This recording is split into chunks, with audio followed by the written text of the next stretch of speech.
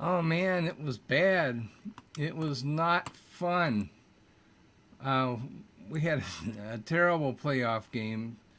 I assume that you watched it, fans, just as I did. It started out really bad when the announcers, the first thing they said was, "And here's Joe Flacco leading the Baltimore Ravens onto the field." That's what I heard. I don't know who the announcers were. I was at BW3 in Xenia with the Browns backers listening to the game, and that's how they called it.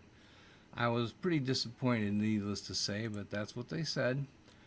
Joe Flacco and the Baltimore Ravens taking the field. I was a little bit disappointed by that, but okay, accidents do happen on live TV. We know all about that. Uh, and not very much happened that was very good. Uh, those who live by the sword die by the sword. I was not surprised that Joe Flacco was intercepted a few times. I think that the pick sixes were a bit much. You don't really expect to see a pick six. And you know what? I'm going to turn on some additional light to the situation here. But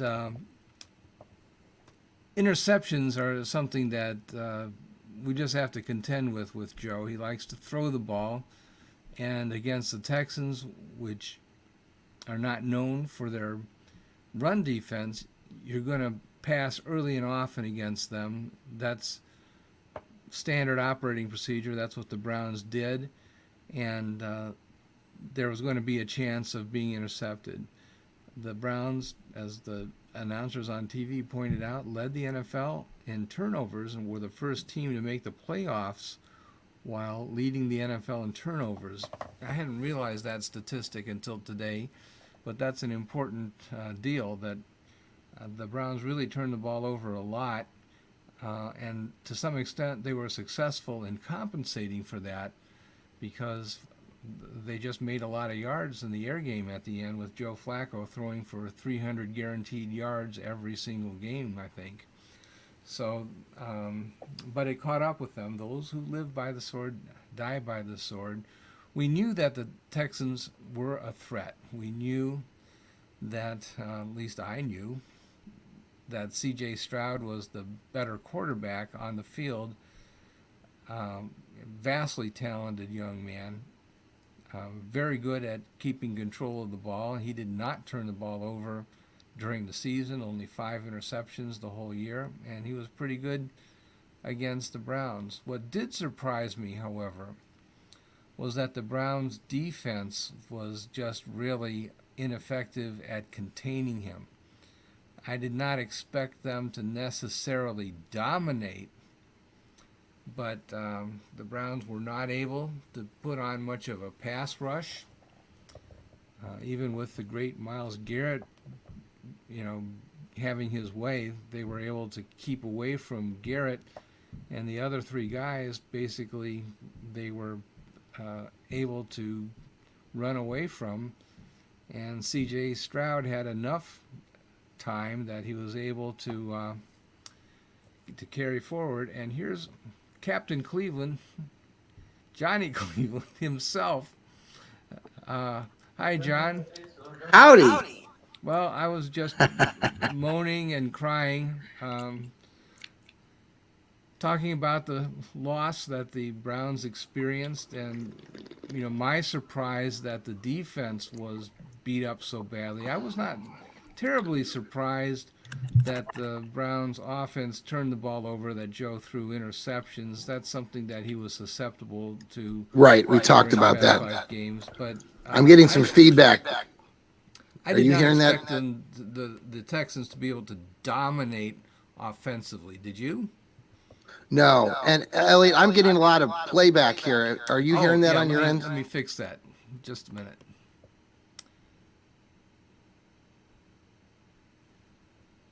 Okay. Nope, still there.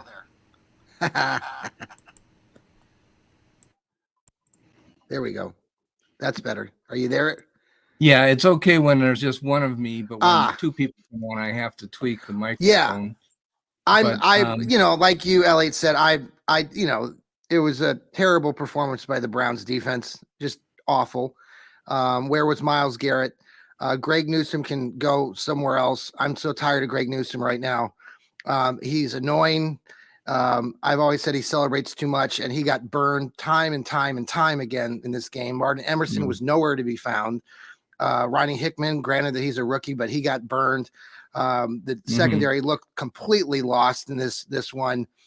They should all be embarrassed.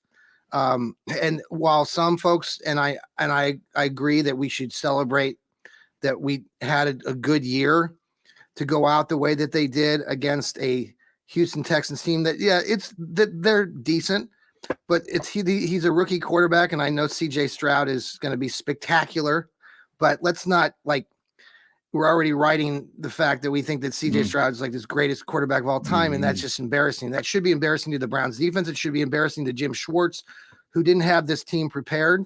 It doesn't seem like it. And they just looked lost. There wasn't any stoppage of anything.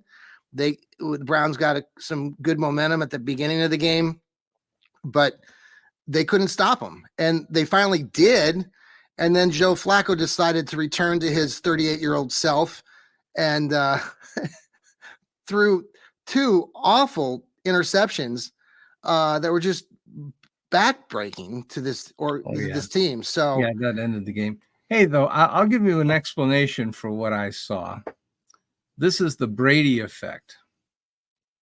One of the reasons why Tom Brady was so incredibly effective in the fourth quarter was not just that he was so good. I mean, he was that good.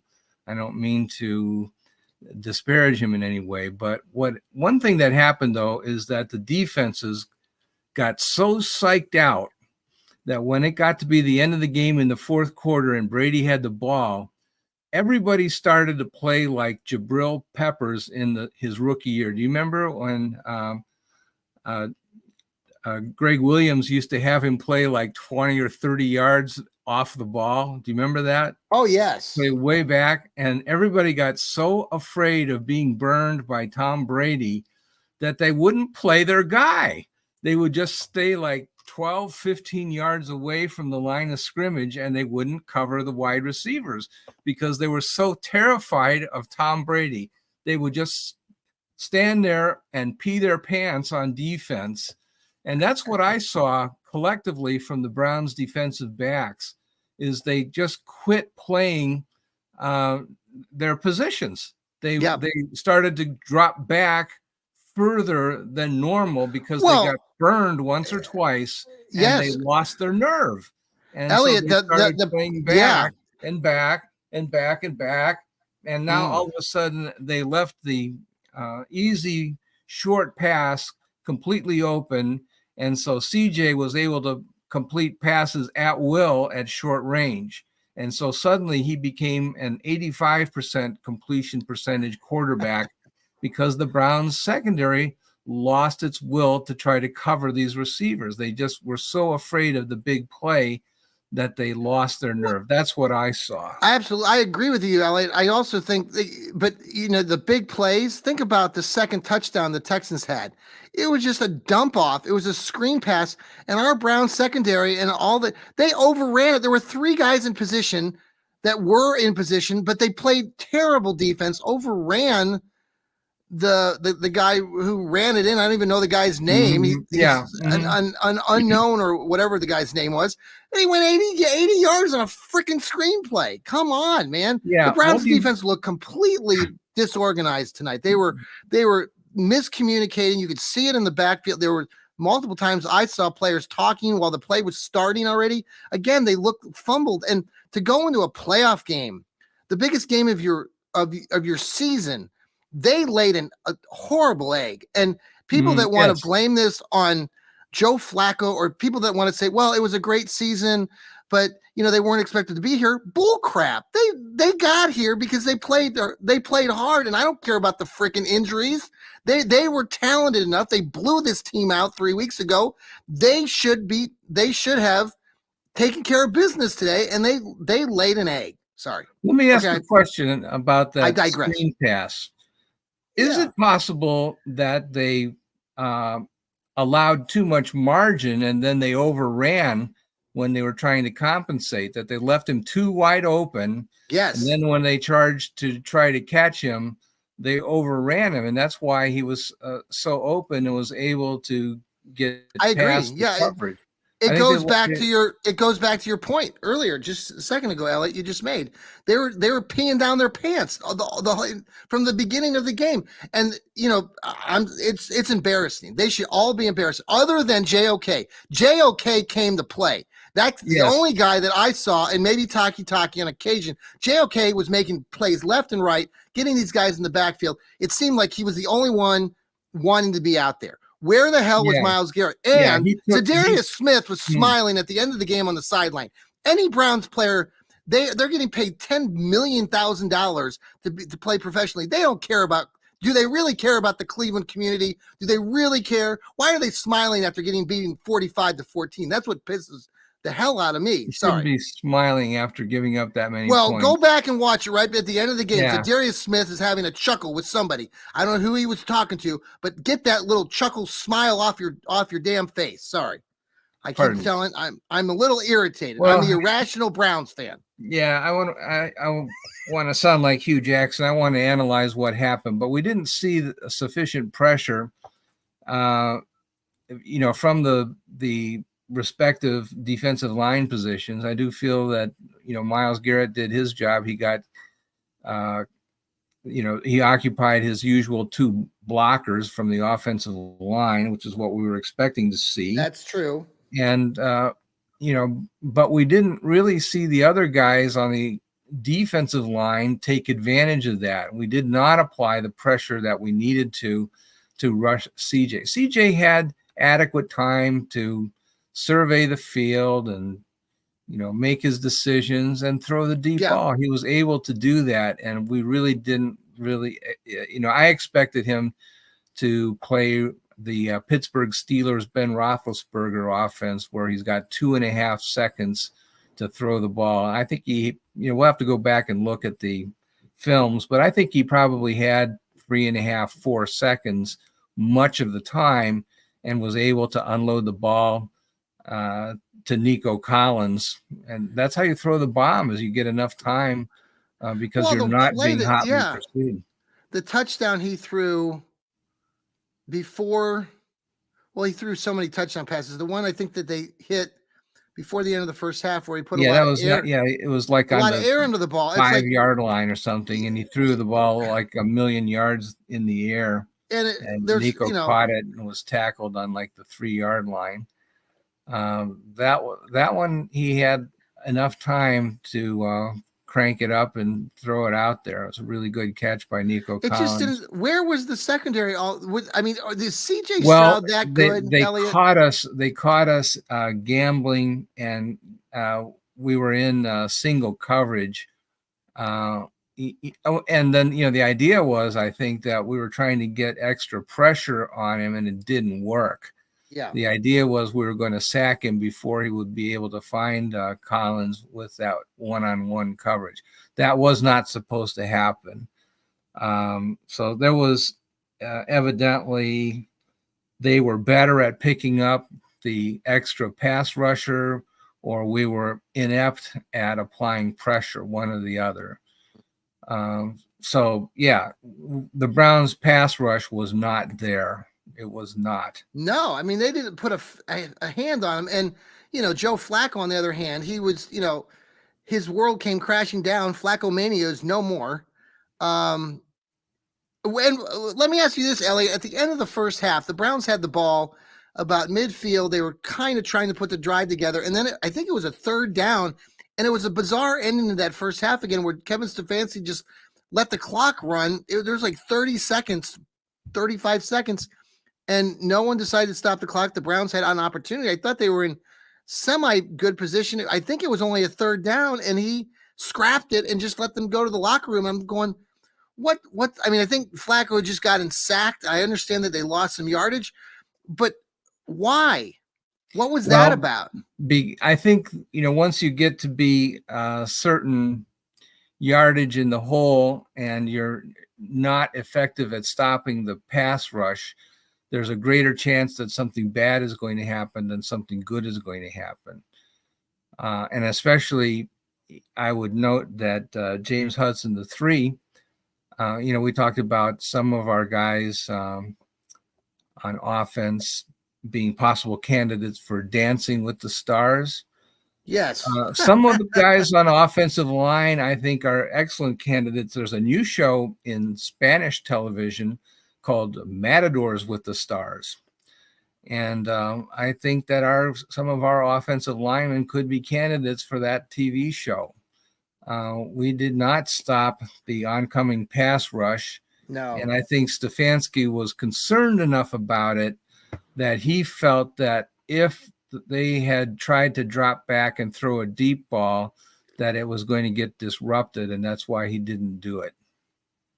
There were enough breakdowns on offense, in other words, that he didn't want to take a high risk play at that point in the game.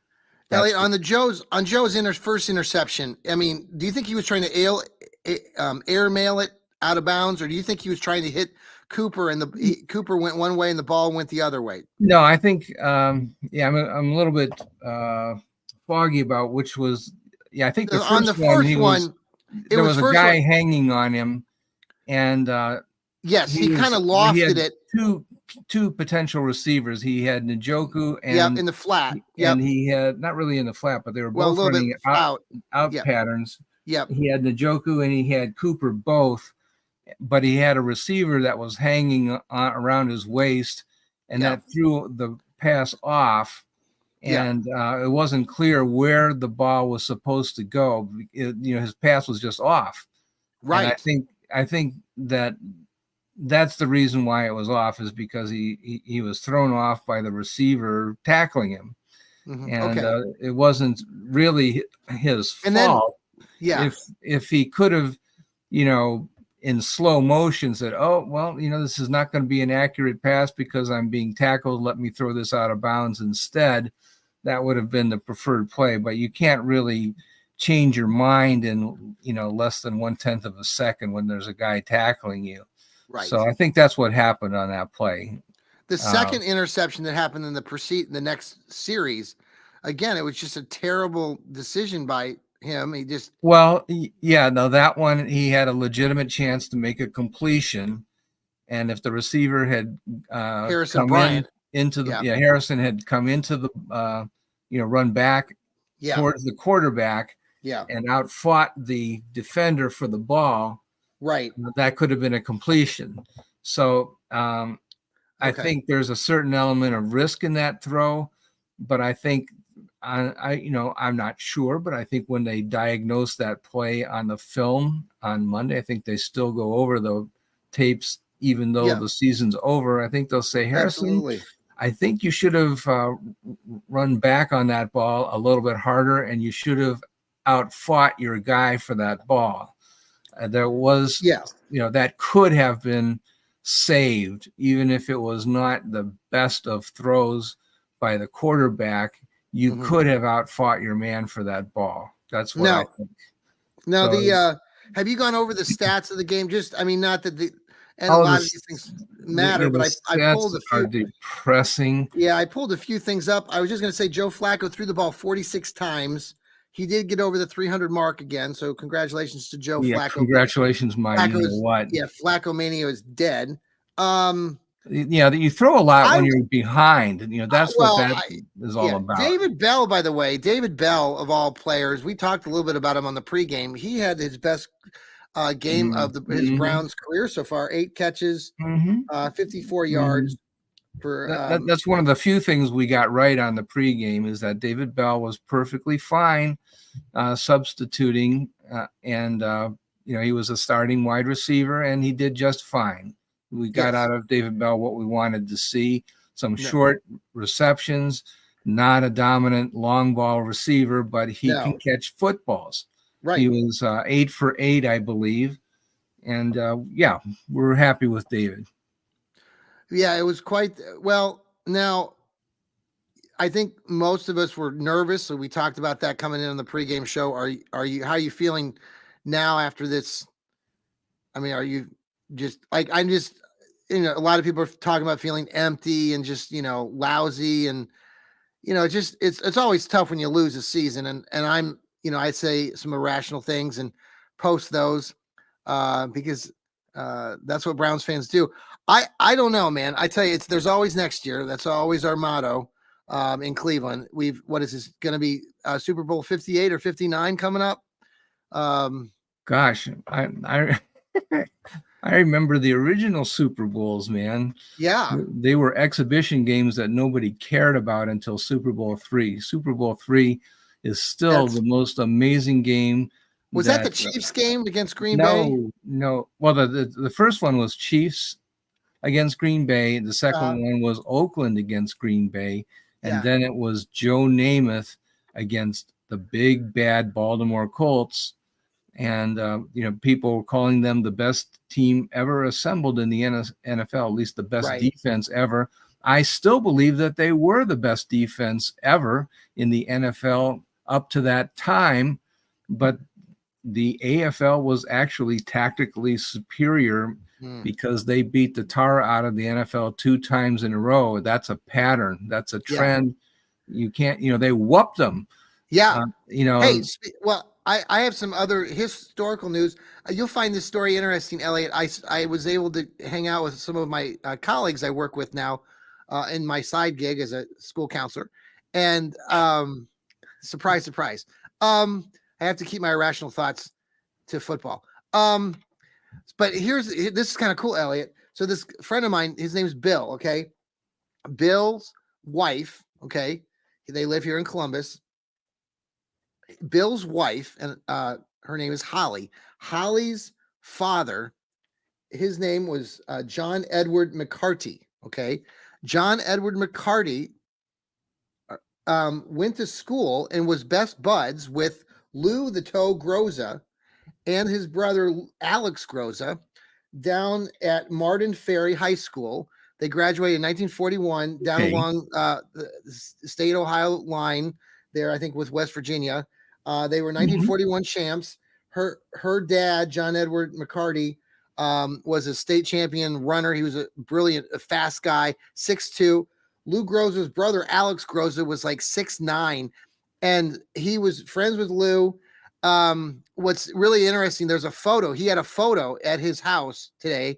I just came back from their home, and it's this black and white photo of Lou the Toe Groza, who's the former Browns Hall of Fame all around great player for the Brownies back in the day, Mhm. kicking a football with Holly's dad standing there beside Lou and his brother Alex.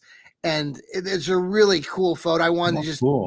give props to that. I didn't realize I was going to a friend of mine's house that was personal friends with the Lou the Toe Groza, which is for fans that are current fans of the Browns. You might not have ever heard of Lou Groza, but he No, was an it's all. the practice facility, 76 Lou Groza Drive. Yes, yes. Everybody knows So Lou Groza. we're going to have Bill and his buddy Chuck on one of our shows coming up here on the Fanatical Elves. Or I've told Bill and Chuck that I'd love to have them on, and his wife Holly talk about that story a little bit more in depth. So I just thought that Cool. was pretty cool. I wanted to get that out and share that to everybody. Okay.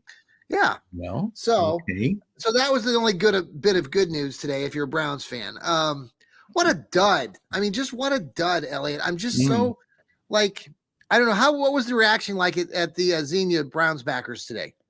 I mean, obviously, Well, I think we're kind of upset with the officiating, which we thought was uneven. I think the thing that really ticked me off most of all was the Texans player speared, at least in my opinion, Flacco with the helmet when he was sliding.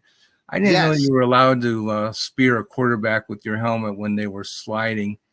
Um, I guess you are. Yeah, that play and the David Njoku play very early in the game were just so blatantly obvious. You really Mm. have to question what the hell is going on Yeah, what with is the going on NFL with that? and the referees. It's really just That a it pathetic, was uneven.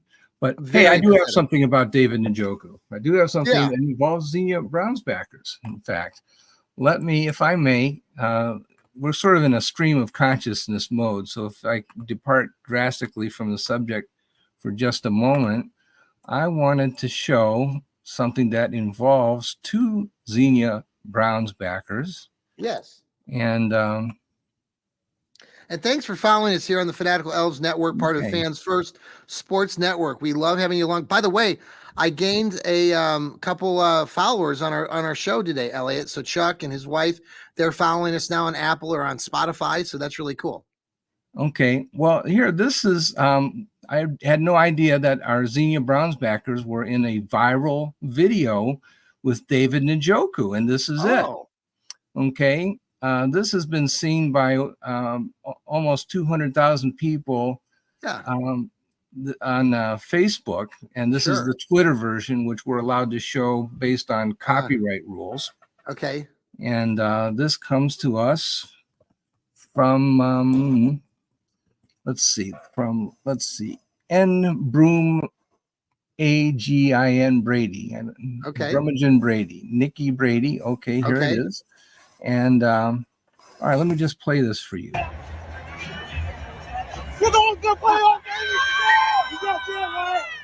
Okay. That's Debbie and her. One more time.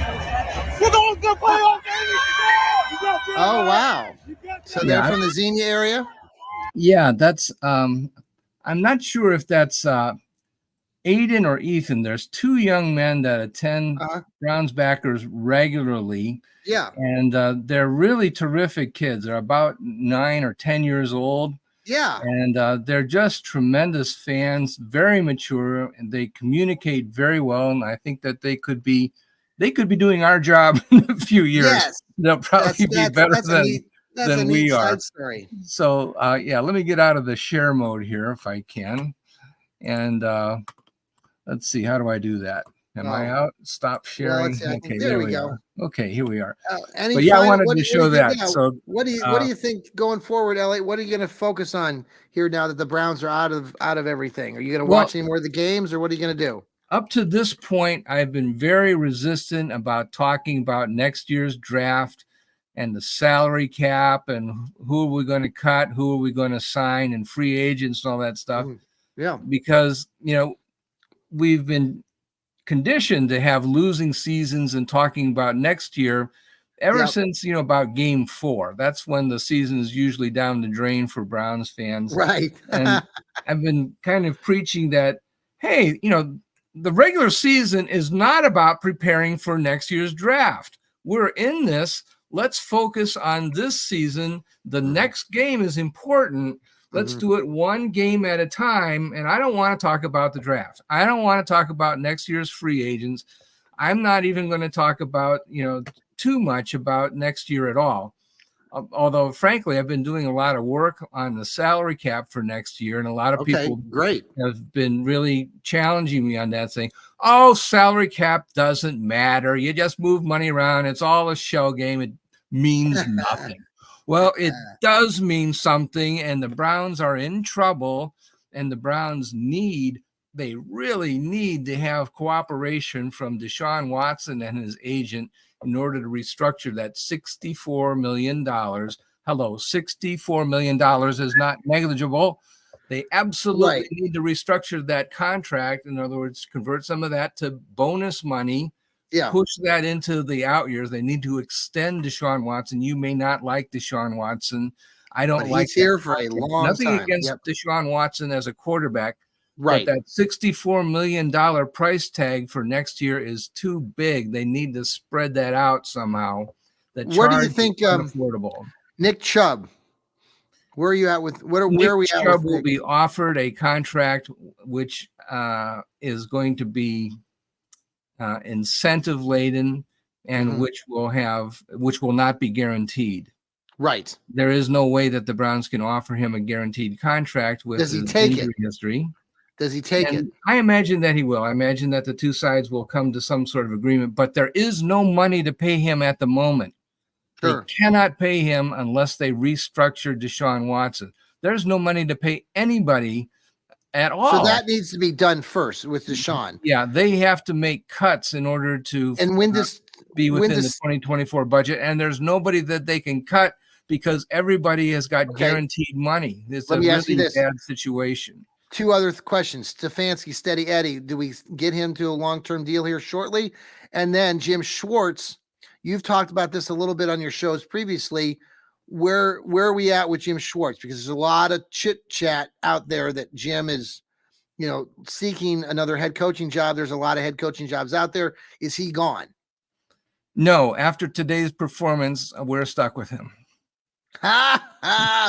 Wow. Yes. No, I It think is so funny because really, he laid in it. I know it's not all on him. The athletes have to perform. And to be quite honest, these guys get paid all these bazillions of dollars and they're getting a paycheck regardless if they win or lose. And that's the big difference with the NFL and probably college ball too. There's the integrity of the game and all of that. It just pisses the hell out of me. So I'm a little irritated with all of that. I think Jim Schwartz is a really good defensive coordinator, but my God, they were terrible today, and they need to be blamed big time for this loss. And I'm not leaving this season going, oh, it was a great year. Hey, we got to the playoffs. Bull crap. We blew it. We absolutely blew it, and I won't see anything else other than that going forward. Now, people will look at this playoff loss 20 years from now, and it'll be one of those games that we don't want to talk about. It's kind of like that playoff loss we had. Who did we play back? Was it? Well, we beat New England. No, we lost New England. Or so. Who did we leave? We played some team in. Oh, was it? Or no, maybe we beat. Didn't we play the Patriots one year in the playoffs? That was in the Belichick era. Oh, that was way back in the 90s. Okay, no, we played this. Didn't we then play the Steelers in a playoff game back in 2002? That was the game with Dennis Steelers Northcutt in the playoffs. Yeah, Northcutt dropped the pass. They got the game handed to them. They got their butts kicked today. I'm not happy about it, but okay. Yeah, well, I would say this about Jim Schwartz is that he was excellent at managing a team with excellent players. That when we had the premier defensive players, the Browns were playing historically great level. There is no doubt about that. Yeah. But when he didn't have quite that high of a talent level, then there were holes that developed in the defense, and his ability to compensate was perhaps not at the same level that he was coaching at earlier in the season. The stats, Ellie, the stats I was going to ask you too, with that, something in mind with that. Denzel Ward played today. Coming into the game, we were all assuming that because Denzel Ward plays statistically, and I don't know what stats people look at specifically, and I'm just generalizing here, but generally, when he's played, the secondary for the Browns defense has stepped up. They were invisible today. Well, I want to look at, here again, sound like Hugh Jackson. I want to look at the films, but what I saw was, I don't know that Nico Collins had any of his big receptions against Ward. Can you correct me on that? Am I wrong about that? No, and that's where I go to Greg Newsome, Ronnie Hickman. I think they came against Greg Newsome. That's what I think. All day long. They were smart. I mean, there was it was a great tactic. Greg Newsome is so overrated. I'm just so disgusted with him. He's a talker and he just doesn't do squat. I'm sorry. I just let me ask you this: is if everybody was healthy, and they weren't, but if they were, I would have thought that the plan would be that on one-on-one coverage, we would have had Ward against Collins, wouldn't we? Yes. But maybe because of health or whatever, we had Newsome against Collins, and that did not work. Mm-hmm. That was a bad matchup, but we didn't hear Ward's name called very much. So I think that what they did is they gave Ward less responsibility, but as a result, Nico Collins had a field day against us. Or Houston was just dumb, or they were mixing it up. And like you said, you have to go back and look at the film. They were maybe switching things up to where they were making it to where, Nico Collins could maybe they got the matchup that they wanted. They got the matchup. It's kind of like in basketball, when we play, big, small guard or big guy against small guard. Yeah, trying to get those mismatches on the screens and the switches and such. And I'm sure that's what Houston was looking to do all day, and they did it very well. They expose this Browns defensive secondary horribly. Yeah, they got Nico Collins led the team with 6 receptions and 7 targets. He had 96 yards. So we only really defended him one time. One time the entire game. That's not so good. And yeah, I'd like to see the play-by-play. And when did we? Who tackled him?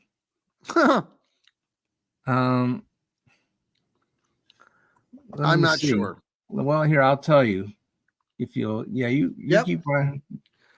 Well, it was a really good season, and we had a lot to talk about here on the Fanatical Elves. Obviously, the season did not end the way that we wanted it to. And if you read any of my irrational thoughts on social media, yes, my name is John Suchan, and yes, I make those irrational statements. But that's because we love our Browns and we're pissed off. I'm pissed off. And any Browns fan that's not pissed off and angry about what happened today and is looking forward to next year, we really screwed up today. I'm ready. Here's what I've got. There you go. I stopped talking. Nico Collins. All right. In the first quarter, we've got Nico Collins pushed out of bounds by Juan Thornhill and Zadarius Smith. I don't know how that happened, but it did. I'm not sure I like that double team, but okay, we believe in zone blitzes and stuff. This is Zadarius Smith come back to Cleveland. He was smiling on the sidelines after the game. He doesn't care about the Browns. He's kind of wants his paycheck. He's a unique personality. I forgive him because he's bigger. I don't. All right, here he goes again. Nico Collins catches the ball, and he's tackled after 38 yards by Greg Newsome. And Nico Collins left end for 4 yards. Let's watch all the plays that Greg Newsome got burned on over the season. Koromoa. Okay. I bet there were a lot. Okay, now he's held 4 yards. That's not bad. So, as you said, JOK was the only defensive player that I want to give credit to in this game. Okay, Stroud, short left to Nico Collins for 15 yards, touchdown. I don't know who was supposed to have been covering him, but okay, incomplete pass to Nico Collins. Okay, Nico Collins, 12 yards, pushed out of bounds by D. Harmon. Okay, that's the new safety that we picked up. Harmon, why do we have a safety? Well, maybe he was on double coverage. We have a comment from Brandon. By the way, Brandon is our affiliate down in Cincinnati with the Bengals. We've talked to Brandon before. He runs the affiliate for Fans First Sports. Brandon just commented here, rough game, but solid season and headed in the right direction, John. Thanks, Brandon. My brownies still suck. Okay, and then okay. And also I want to give a shout out to Dice Entertainment. The bad Watson deal will be a major setback next year. Greg Newsome was the biggest issue today. Oh, that's my man, Dennis Dice. All right, Dennis. I completely agree with that. Greg Newsome is a fraud. And if Greg Newsome wants to listen to our Fanatical Elfz Network, I'd be glad to have you on the show and ask you why the hell you got burned every single time in this game. You look like trash. You played like crap. Ugh. Okay, back to you. Okay. Elliot. Yeah, no, I think that's probably right. Again, I want to make a distinction between Deshaun Watson and Deshaun Watson's contract. I don't have a problem with the athlete accepting a huge contract. Yeah. It's that's on the Browns front office. I don't know who made that decision, whether it was really Andrew Berry or whether it was Jimmy Haslam or whether it was Mrs. Haslam or whatever. Oh, by the way, Dice Entertainment, I think that's Frank Dice. That's Dennis's brother. Sorry, Frank. Nice. But yeah, both of the Dice brothers are tremendous athletes, tremendous guys. And, I'm glad to call them my friends. They're from Xenia, by the way. But Xenia Browns backers. I totally agree that the contract is out of whack. Deshaun Watson is a great competitor. He proved that to my satisfaction this season by what he did against Baltimore. It was an incredible effort, and he did that playing with tremendous pain and performed at the highest level. I have no complaints with Deshaun Watson as an athlete. I think that the NFL in general and the Cleveland Browns in particular made a large mistake this year the past few years really in overpaying quarterbacks. I believe it's a mistake. They shouldn't do stuff like that, but they did. And the Browns are going to have to find a way out of it next year, or they won't be able to play football. There's a lot to discuss with that. And I know fans are really pissed off like me.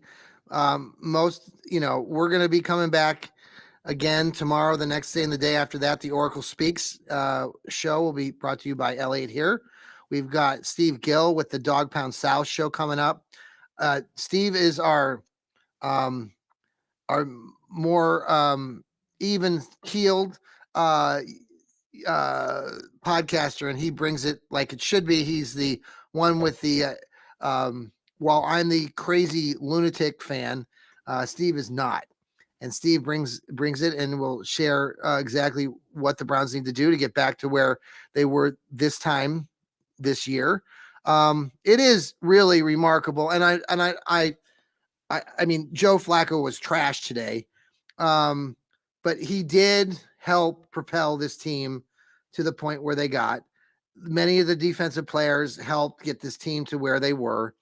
The Browns season should not be, dismissed. And while I'm pissed off that this game was crap for the Browns, it was a respectable season, but I don't want to say that, oh my God, we should say that these Browns are superhuman because of all the tragedies they worked through. Yeah, there were a lot of tragedy, a lot of setbacks, a lot of injuries by Nick Chubb and Jack Conklin, and the list goes on and on and on. But this team was 11-6 at the end of the season. And did that because they worked together as a team. Today, they did not work together as a team. And when you listen to somebody like Myles Garrett on a pregame show, like I did up there on 850 in Cleveland earlier today, he was talking about this team needing to play not just but like a unit, and how they all loved each other and stuff. They looked dismantled. They looked in disarray. And I'm sure that they were bothered and pissed off and probably in a little bit of a shell shock themselves. But as a group and as a team, they've got to learn how to play better as a unit. And if they want to continue to get further in these playoffs, yes, we can get back to the playoffs with Deshaun Watson when he's healthy. Hopefully he'll be back for a great year next year. But if the Browns want to take the next steps, they have got to figure some things out, because right now I don't see this team going much beyond what we saw today. And it's sad because they have such a talented group on paper, and they couldn't produce anything today. Calm down. Yeah, Flacco, really didn't do anything that was super terrible. Elliot, he threw 2 pick six. That's horrible. No, Elliot, you gotta be like, stop it. Why stop it though? That's not. He threw why 2 did he throw two pick sixes? That's on him. No, it's not. It's not because he had defenders hanging on him. Then throw the damn ball away. Block.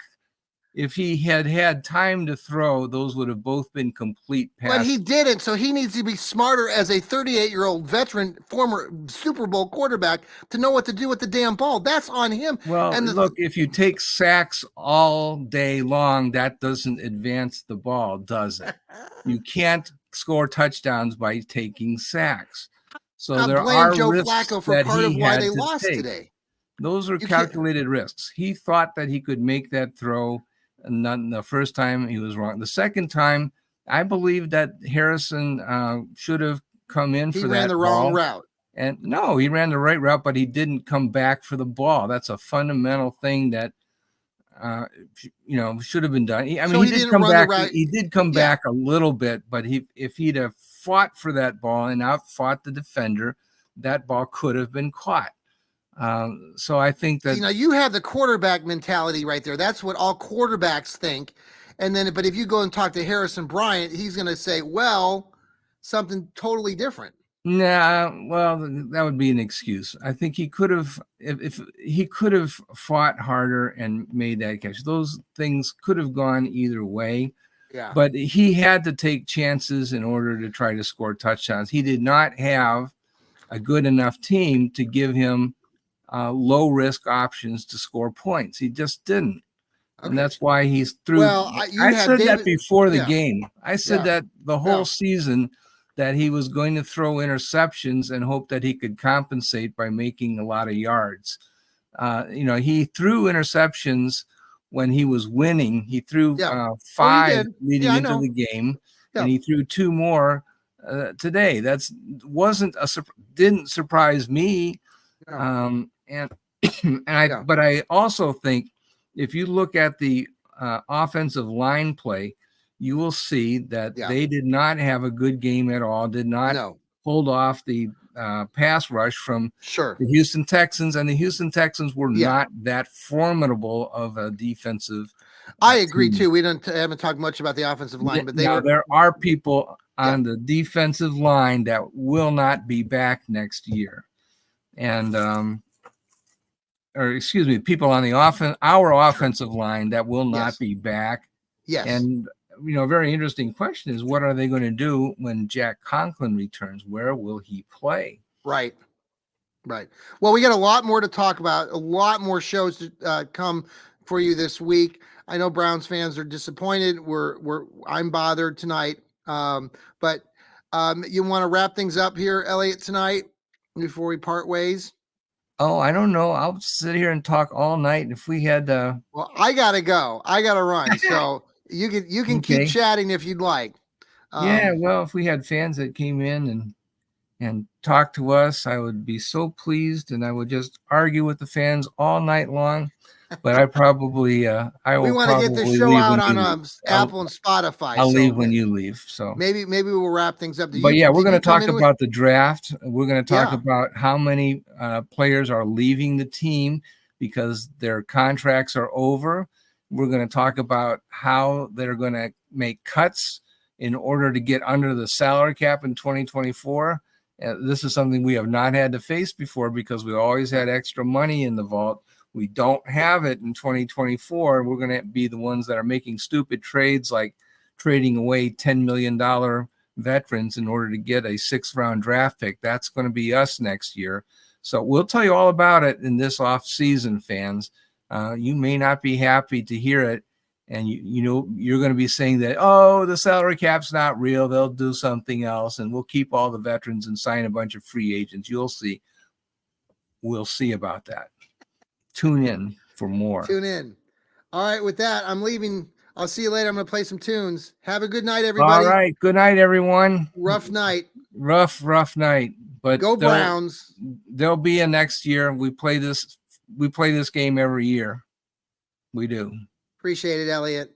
Love football. John, it's been a blast this whole season. Thank you for putting this together. It's been a lot. It's been a lot of fun. It has been fun, even though. And we're just getting started, fans. Yeah, football is like that. It usually almost always ends in a bitter defeat. If you can't live with defeat, this is not the game for you. There's always somebody that's better than you. There's always another challenger. It's the hardest game in the world. It will break your heart. We learned about that today, but I'm still ready. I'm always going to be a fan. I don't care. We're going to get back up and we're going to strap it up and go again next season. I have no doubt about it. I am a fan for life. This is the hardest game in the universe. It's not for people with weak constitutions. You make your own decision whether you want to be a fan or not, but I'm in it for life. I love this game. I really do. Appreciate it, Elliot. I likewise agree with your take. Guys, have a great night. Go Browns.